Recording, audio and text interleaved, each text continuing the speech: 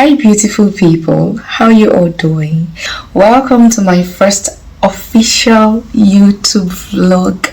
Hey, I am so excited. But before we get to that, I want to say welcome to the month of October. I wish you a happy new month. I wish you a fruitful month, and I pray that this month shall be your month of answered prayers. I also want to add that you guys has been so amazing. The way you turn up for this channel, you don't even know me and you support me this much. And for those who know me too, I say thank you guys for everything. It is the last quarter of the year. I don't know how we ran to this extent, but I am super grateful that you made it through to this point of the year, and may all your heart desires be granted by the Almighty. If you're just viewing for the first time, my name is Vivian Ebuka and this channel is Grow with Music Essentials. This channel talks about food, lifestyle and fashion. Today is actually the first time I'm going to be vlogging about lifestyle on this channel. So get your popcorn, get your drink ready, because I'm about to take you on a very adventurous ride. Stay glued to this video and don't go nowhere. So without wasting much of your time, in today's video I'm going to be sharing with you guys what happened in the month of September. Yes, it has something to do with my country's culture. As you all know from my skin color, I am African. I come from a country filled with milk and honey, a country rich in cultural diversity. I come from Nigeria and the eastern part of Nigeria. So I'm going to be sharing with you how my church celebrated culture, the Nigerian culture, in the month of September. I am a Catholic, a proud Catholic at that. We always have harvest every year, and cultural harvest is part of the harvest activities for the year. So the cultural harvest cut across the three tribes in Nigeria, but I think it's classified into zones. Yes, so we have the eastern zone, we have the western zone, we have the south, and we have the northern zone.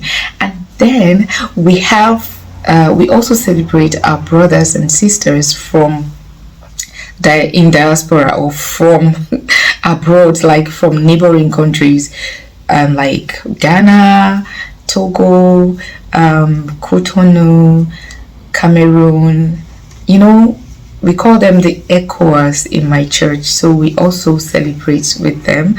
So this happened in the month of September in my church. Let me gist you guys, I didn't even pay attention to this cultural harvest thing. It was a Saturday to the ECOWAS cultural harvest, though I noticed that some people have been rehearsing in church, rehearsing cultural songs in church. That's the ECOWAS people, but I didn't really think that it was related to cultural harvest. So the night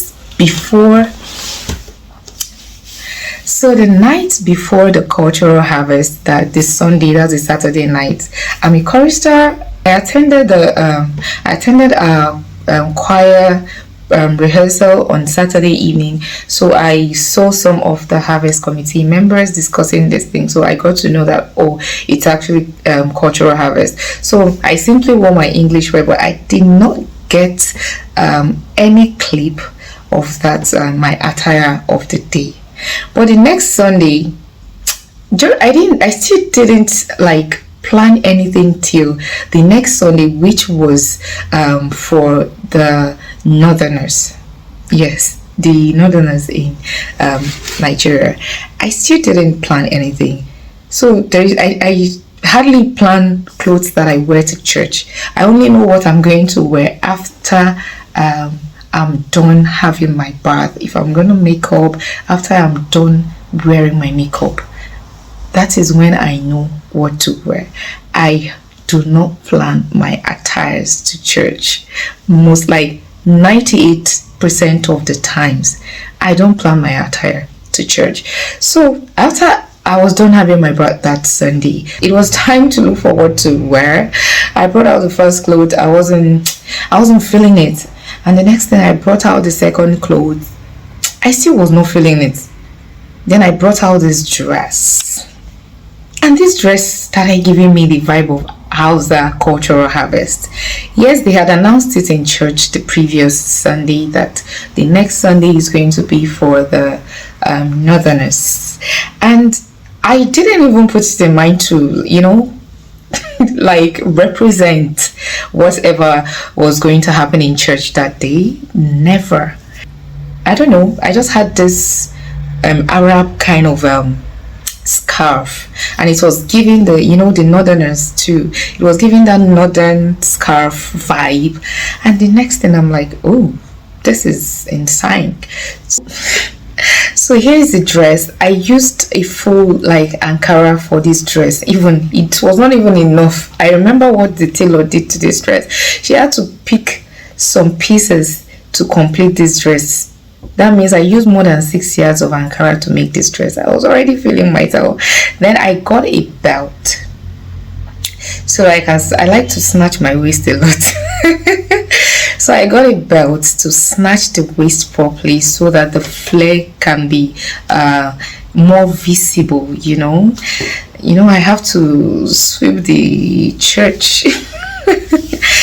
So I had to make the dress, I had to make the flare more visible to, to be seen. It has to be on point. You see, I was already feeling myself here.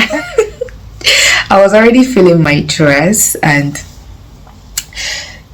it's already giving that Hausa vibe,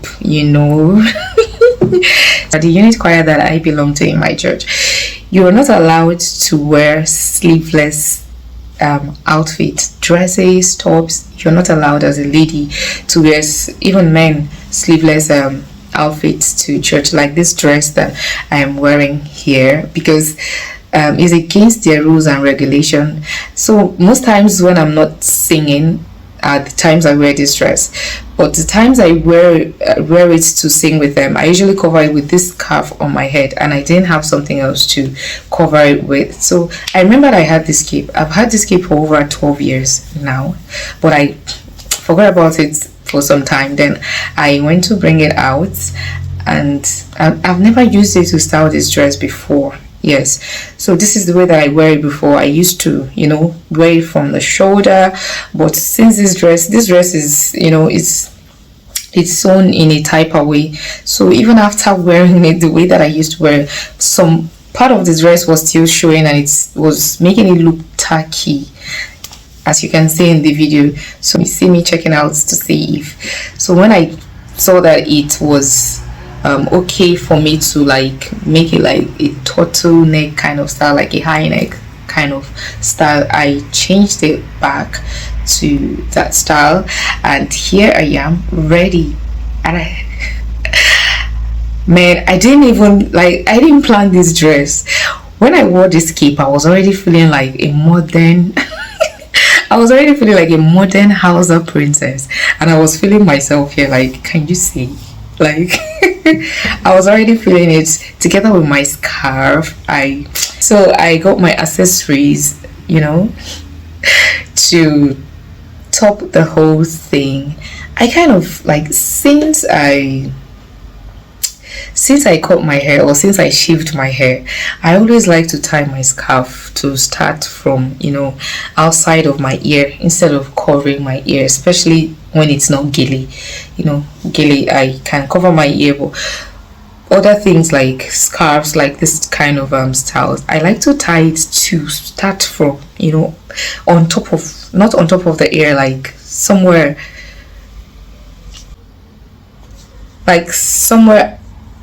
out of my ear. I think it suits my face better than when I cover my ears. So I was trying to adjust to make sure everything is sitting pretty well. I don't know, since I cut my hair, I love these chokers a lot. In fact, I don't have chokers, right? I turn my necklaces, my normal necklaces to chokers. I think it suits me more than when I just wear the usual ones, especially when I am not on full makeup or when I'm not on makeup. I think it suits me well. So, time for me to choose a bag. Look at what I choose, guys. Like, I have this bag. I use this bag to go to the market. So I have this bag, and I thought to myself, it is Hausa cultural harvest. Why not? So I just got this dark silver, whatever it's called, dark gray, yeah, dark gray bangle, and I got this boulder earrings and this accessory. That thing is actually a tiara, so I had to tuck it into the scarf. So I'm already having this vibe of a Hausa, a modern Hausa princess, and I was already feeling myself. So listen to what I was saying in the video. Let's go and sweep the church. Yes. This thing is not choking. How it's not choking to the extent I wanted to choke. I wanted to choke my life. Choke my life.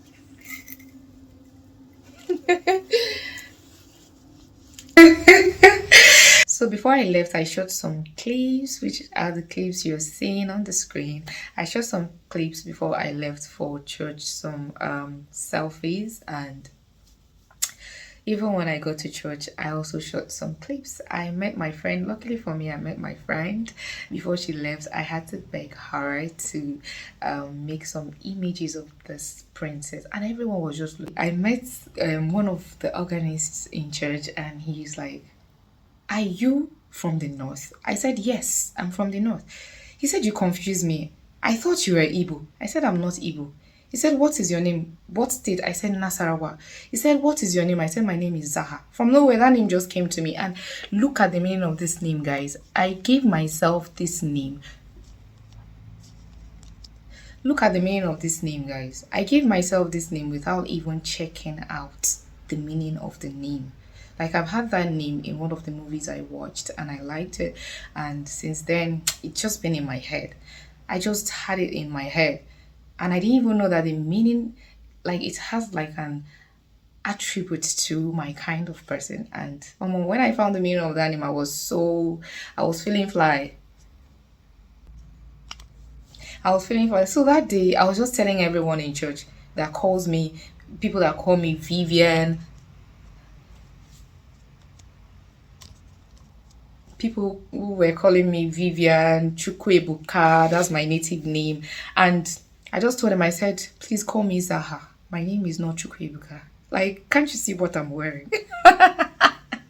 Like, I gave people trouble that day, and I really enjoyed myself actually with their cultural dance display. Everything was just top notch. Like, I enjoyed myself, and the cultural harvest of this year, it was top notch. So the next Sunday was going to be for the Yoruba, and I was thinking of what to wear. I didn't want to dress, the usual modern way. I wanted something deep, like something, should I say primitive, something of the old.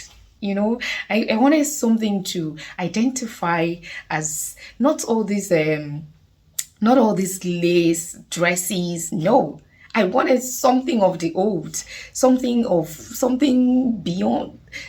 I don't know if you understand what I'm talking about. Something in that great grandfather's era. That was what I wanted. And I remember my mom on this ashoke. Yes, this beautiful. She has like two olden days. Let me put it that way. Two olden days ashoke, and there is this one I loved so much. It has this touch of purple, and it's like a stripe of purple and yellow. I love that.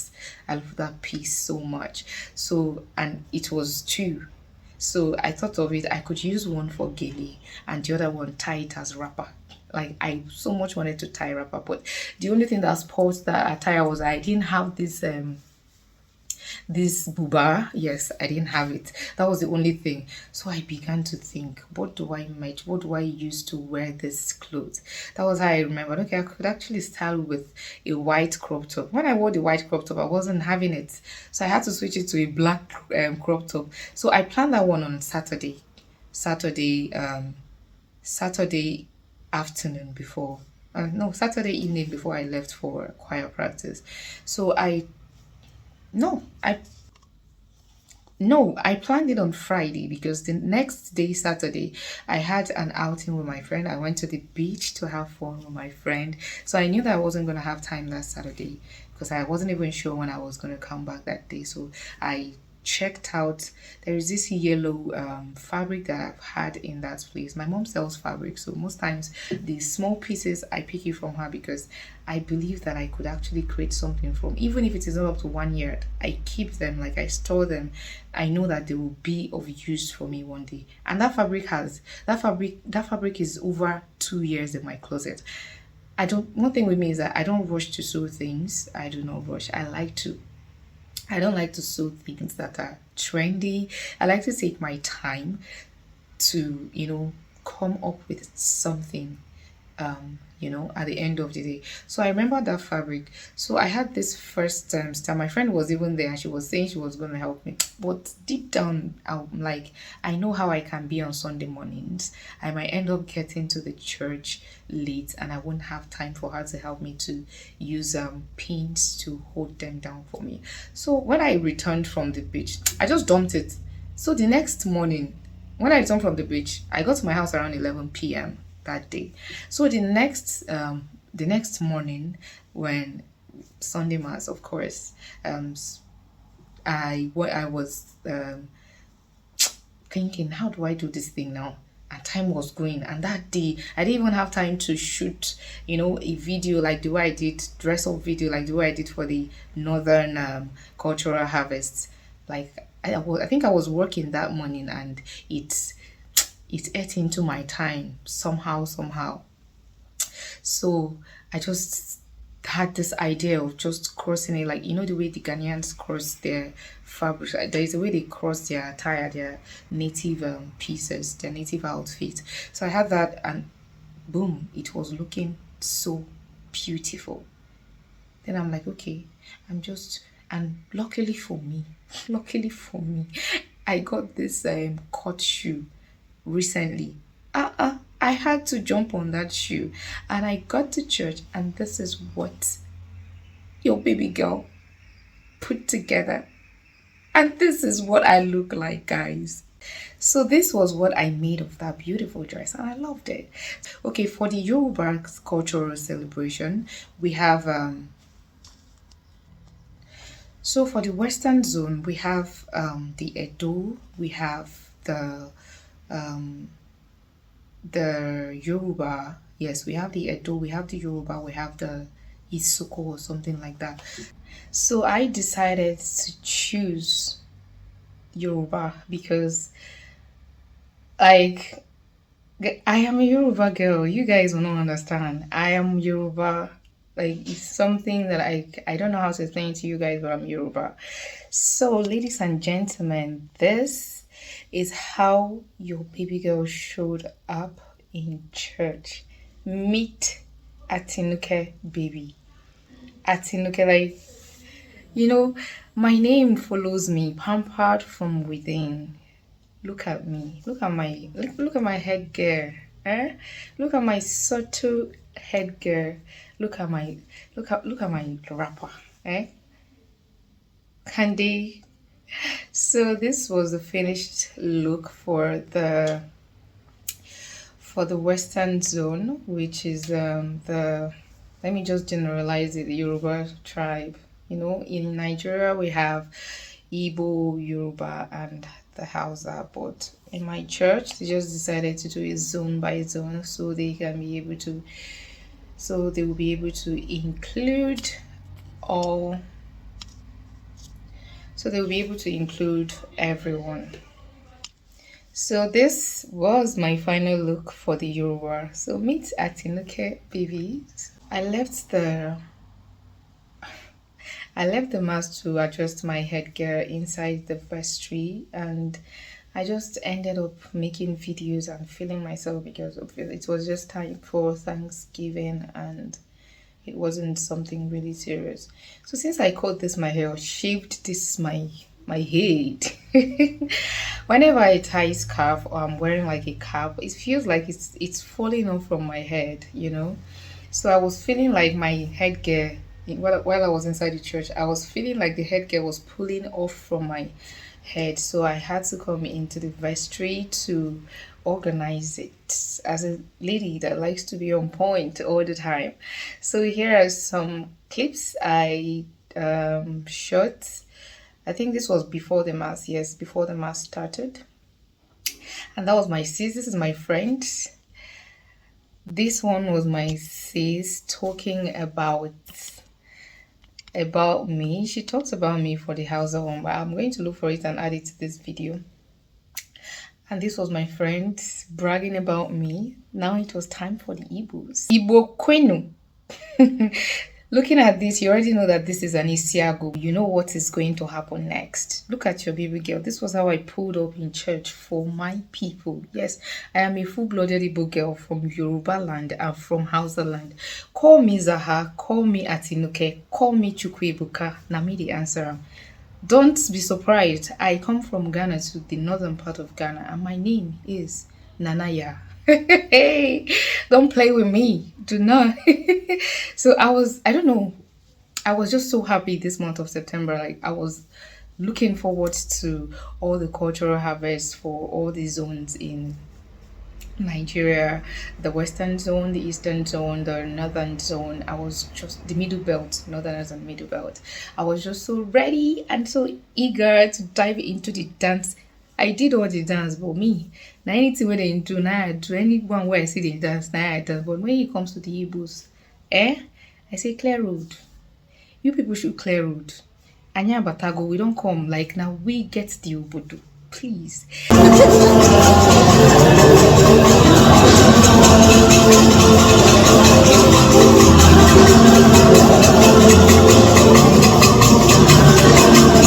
Now we get the Obodo. You do not play with us. You don't joke with us. Maybe we enter like the whole place. You go lit. Yes, this was during Thanksgiving as well. I came here to check my headgear as well. I was feeling that type of way as well. That was what made me come to the vestry to come and adjust it. And I ended up dancing again. I always do this thing. Like I always do this thing. When it's time for the Igbos, you know how it's going to end up. Igbo Kwenu. You see, I didn't come to play. I did not come to play. I had fun during the cultural harvest. It was quite a fun event. I really, really enjoyed myself. And I don't know, after I dressed for the northerners, I just started, vibing to the whole cultural thing. And I had this Isiago in my closet, but it wasn't made. So I took it to my tailor. I told her what to do. The one on my head, the one at the back of my head was supposed to be on my skirt, but she didn't know how to put it in place. I just took it home and I made that rose like a bow thing. And could you guys believe that I made this what do I call this now? It's not a cap because it didn't cover my whole hair. A band. Okay, I made this hairband myself that Sunday morning. I stitched this hairband myself with needle and thread. Everything was just in pieces and I stitched them together. So that is it about my vlog for what happened in the month of September. If you watched to this point, please kindly subscribe to this channel. If you're new here, please drop your comments, share this video to support your girl. Thank you for always supporting me, and I would like to do this again because I actually enjoy this one more than the fashion. The fashion video is usually so stressful. I enjoyed this one. This one, it's more relaxing. I don't know. It's cooler. I think I'm going to drop vlog videos from now. I actually have a lot of videos to vlog about that I made, some clips that I made that I would love to vlog about. Thank you so much, guys, for watching. I really, really appreciate all that you do for this channel. And thank you. Your own, no go loss. Nami Tokam, your own no go loss. Thank you for all the support. See you guys in my next video. Bye.